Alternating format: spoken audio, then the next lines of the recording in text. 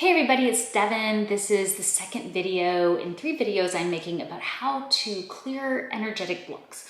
When we are being asked by our angels or our guides to clear blocks that are either conscious or subconscious, there are a lot of ways we can do that. And so the first video, I talked to you about how you can use your physical body to identify where you might be blocked by connecting it to energy centers. So take a look at that video if you haven't seen it. And I have a diagram on my website that I created, and I talk about the diagram in this video that can help you understand where if you're having some pain in your body, maybe it's associated with a certain energy center, and then identifying the energy center might help you identify where the block is. Now, the next thing I want you to do is take a look at these 5 questions that I ask when I feel like I might be blocked.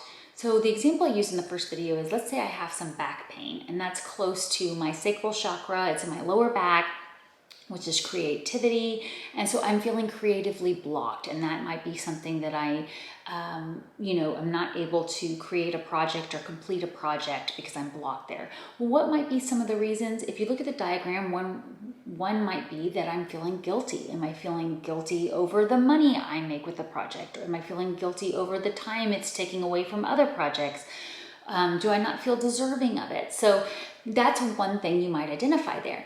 Then we're going to go in and ask these 5 questions. And what I like to do is I identify the cause of the block, and then I will create affirmations and visualizations to help support and clear the block and support the clearing of the block and help you move forward. And then in my next video, part 3, we're just going to do some light tapping, emotional freedom technique over clearing blocks. So stay tuned for that. That should be fun. I've been wanting to do a tapping video with you guys for a while, and I think this is a great way to do it. There's a lot of videos out there on tapping, so feel free to Google them as well because they're very helpful. But just since we're talking about blocks, I figured we'd do that. So here's the 5 questions I will ask when I am going to try to figure out, am I energetically blocked, and where and why and all that.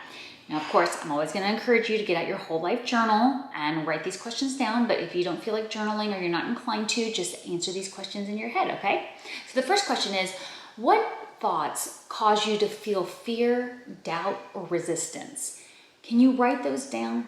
So fear can always be a block, but we can also doubt ourselves and doubt our abilities, or we might feel resistance to something. And resistance is like, I have lunch plans tomorrow with a friend, but I just don't feel like going.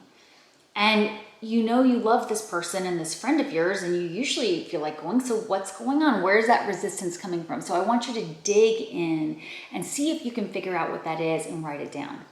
A second question, is there a physical pain associated with this when you feel fear, doubt, or resistance? Now, again, in this first video I do ask you to do that first, because a lot of times we get a headache and we think it's just a headache, and it's actually tied to some sort of block or our spiritual body trying to tell us something, our higher self.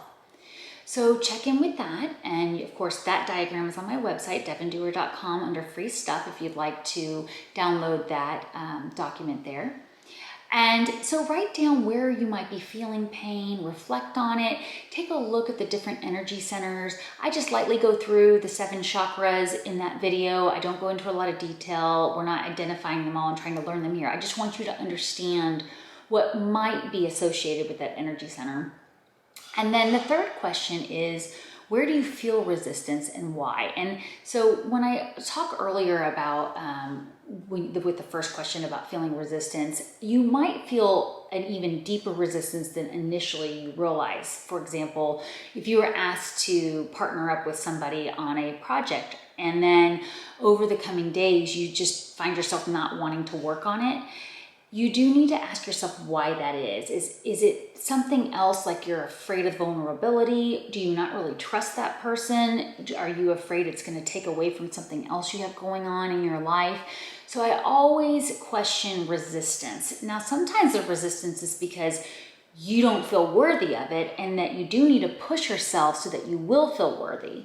So I don't want you to think that resistance automatically means no, but what I encourage you to do is check out how much you're using the word should. If you feel like you should do something, stop and ask if you really should. and why you feel that way, okay? Because sometimes we talk ourselves into thinking we should do something because of a belief system or the way we've been conditioned by society. So you really have to go back and ask why you should be doing this. Now, should you be doing this to prove to yourself that you are in your personal power? Maybe. So it's not always a bad thing, but I always encourage you to ask yourself that. So when you're not really sure, ask your heart center, really put your hand on your heart and feel into what it would look like if you did it. And that's really helpful for me when I'm trying to make a decision. I try to visualize what it would look like if I did it, and then I put my hand on my heart and I feel into it. And usually my heart will give me a little flutter, or it'll feel a little bit of fear, or something will happen that will give me an answer. So again, using your physical body and checking with your heart can be really helpful to help you get clarity with that. So the next question is a challenging one. Are you getting any benefits? The question is there something you are getting out of being blocked? Okay, so the example I've been using is my lower back pain that will come up for me every now and then. If it's really, if I'm really having a hard time with it, I know one thing that I get out of the back pain is I usually lighten up on my workout schedule so that I have more time to do the stuff I want to do, especially in the mornings. I try to do my workouts in the mornings because it really sets the tone for the day for me. But sometimes I'm so excited to get started on a project, I don't want to take the time to exercise, even though I know it's really what's in my highest interest to do is to exercise. So I do get a benefit out of the back pain because I let myself off the hook. So it's better to approach this differently and let myself off the hook for different reasons, not so that I have back pain to where I don't have to exercise. Does that make sense? So there's a lot of ways that we can twist things and get into this mental process of why we do things.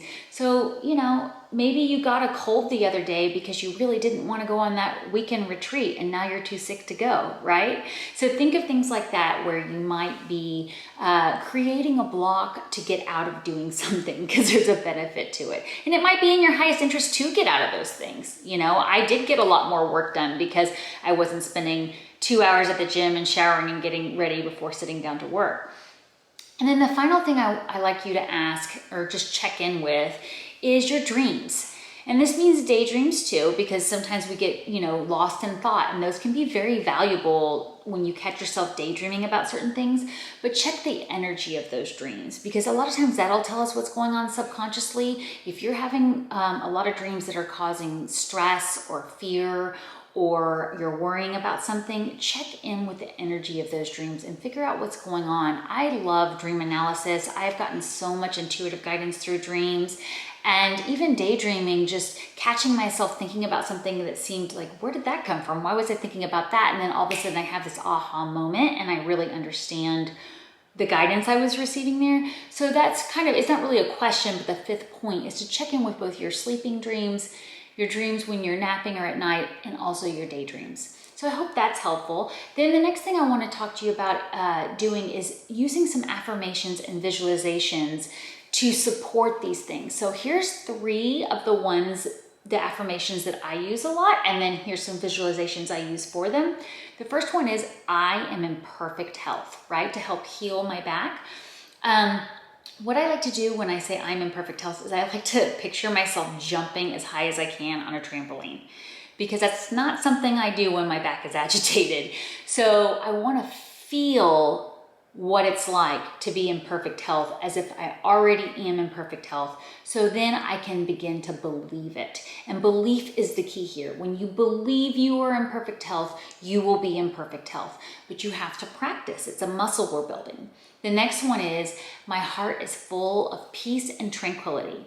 Well, I love the ocean. I love sitting on the beach and just staring out at the ocean. So my visualization for when I say my heart is full of peace and tranquility, I am sitting on the beach, feeling the sand between my toes, hearing the ocean waves and the seagulls, and just breathing in the salty air, all in my mind. And I begin to feel peaceful and tranquil. And then again, I start to believe it because I feel it. And then one more example I wanted to give was, I am highly successful in all areas of my life. And this, I will use an image of success. So whatever it is that you're trying to accomplish, picture it, you know, whether it's going to the bank and depositing that first big check from a new creative deal, something like that. So again, you want to picture it all, you want to feel it so that you can believe it, so that it will happen, because that's that law of attraction again. Okay, so in the next video, we're going to do a little tapping on clearing blocks, and I hope this was all helpful for you. Please let me know in the comments if you have any other questions. Don't forget to like and share my videos, and thank you for subscribing, and I'll see you in the next video where we will do some tapping to clear these blocks. See you there. Bye.